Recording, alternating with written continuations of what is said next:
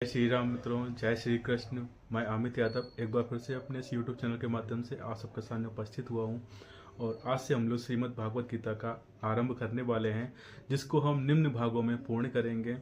तो आप सबसे विनती है कि हर भाग में कृपया अंत तक बने रहें और अपना साथ और आशीर्वाद दोनों बनाए रखें।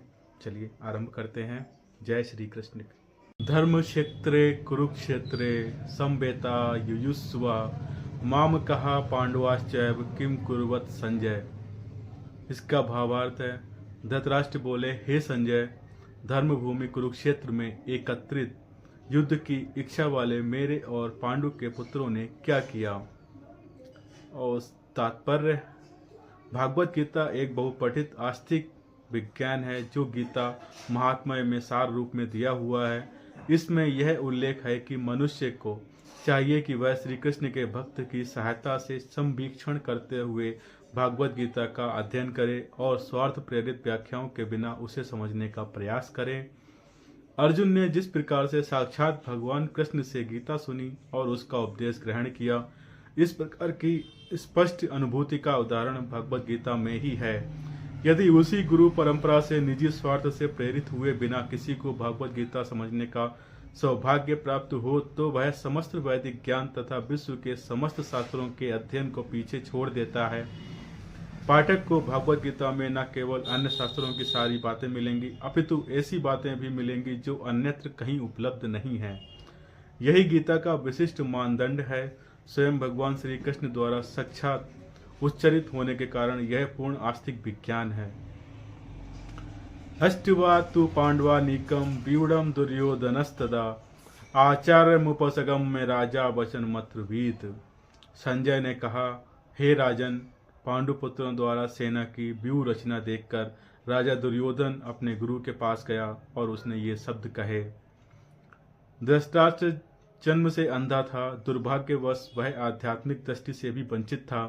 वह यह भी जानता था कि उसी के समान उसके पुत्र भी धर्म के मामले में अंधे हैं और उसे विश्वास था कि वे पांडवों के साथ कभी भी समझौता नहीं कर पाएंगे, क्योंकि पांचों पांडव जन्म से ही पवित्र थे। फिर भी उसे तीर्थस्थल के प्रभाव के विषय में संदेह था। इसीलिए संजय युद्ध भूमि की स्थिति के विषय में उसके प्रश्न के मंतव्य को समझ गया। अतः वह निराश राजा को प्रोत्साहित करना चाह रहा था। उसने उसे विश्वास दिलाया कि उसके पुत्र पवित्र स्थान के प्रभाव में आकर किसी प्रकार का समझौता करने नहीं जा रहे हैं। उसने राजा को बताया कि उसका पुत्र दुर्योधन पांडवों की सेना को देखकर तुरंत अपने सेनापति द्रोणाचार्य को वास्तविक स्थिति से अवगत कराने गया। यद्यपि दुर्योधन को राजा कहकर संबोधित किया गया है, तो भी स्थिति की गंभीरता के कारण उसे सेनापति के पास जाना पड़ा। अतएव दुर्योधन राजनीतिज्ञ बनने के लिए सर्वदा उपयुक्त था, किंतु जब उसने पांडवों की व्यूह रचना देखी तो उसका यह कूटनीतिक व्यवहार उसके भय को छिपा न पाया। पश्चैताम पांडुपुत्राणाम आचार्य महतीं चुमूम व्यूढ़ाम द्रुपद पुत्रेण तब शिष्येण धीमता। आचार्य पांडुपुत्रों की विशाल सेना को देखें, जिसे आपके बुद्धिमान शिष्य द्रुपद के पुत्र ने इतने कौशल से व्यवस्थित किया है। परम राजनीतिज्ञ दुर्योधन महान ब्राह्मण सेनापति द्रोणाचार्य के दोषों को इंगित करना चाहता था। अर्जुन की पत्नी द्रौपदी के पिता राजा द्रुपद के साथ द्रोणाचार्य का कुछ राजनीतिक झगड़ा था। इस झगड़े के फलस्वरूप द्रुपद ने एक महान यज्ञ संपन्न किया, जिससे उसे एक ऐसा पुत्र प्राप्त होने का वरदान मिला जो द्रोणाचार्य का वध कर सके। द्रोणाचार्य इसे भली भांति जानता था, किंतु जब द्रुपद का पुत्र धृष्टद्युम्न युद्ध शिक्षा के लिए उसको सौंपा गया तो द्रोणाचार्य को उसे अपने सारे सैनिक रहस्य प्रदान करने में कोई झिझक नहीं हुई। अब धृष्टद्युम्न कुरुक्षेत्र की युद्ध भूमि में पांडवों का पक्ष ले रहा था और उसने द्रोणाचार्य से जो कला सीखी थी उसी के आधार पर उसने यह व्यूह रचना की थी। दुर्योधन ने द्रोणाचार्य की इस दुर्बलता की ओर इंगित किया, जिससे वह युद्ध में सजग रहे और समझौता ना करे।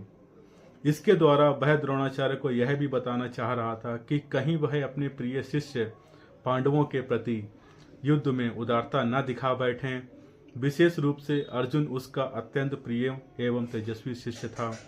दुर्योधन ने यह भी चेतावनी दी कि युद्ध में इस प्रकार की उदारता से हार हो सकती है। अत्र सूरा महेश्वासा भीमार्जुन समा युधि युयुधानो विराटश्च द्रुपदश्च महारथा। इस सेना में भीम तथा अर्जुन के समान युद्ध करने वाले अनेक वीर धनुर्धर हैं, यथा महारथी युयुधान, विराट तथा द्रुपद। यद्यपि युद्ध कला में द्रोणाचार्य की महान शक्ति के समक्ष धृष्टद्युम्न महत्वपूर्ण बाधक नहीं था, किंतु ऐसे अनेक योद्धा थे जिनसे भय था। दुर्योधन इन्हें विजय पथ में अत्यंत बाधक बताता है, क्योंकि इनमें से प्रत्येक योद्धा भीम तथा अर्जुन के समान दुर्जेय था। उसे भीम तथा अर्जुन के बल का ज्ञान था, इसीलिए वह अन्यों की तुलना इन दोनों से करता है।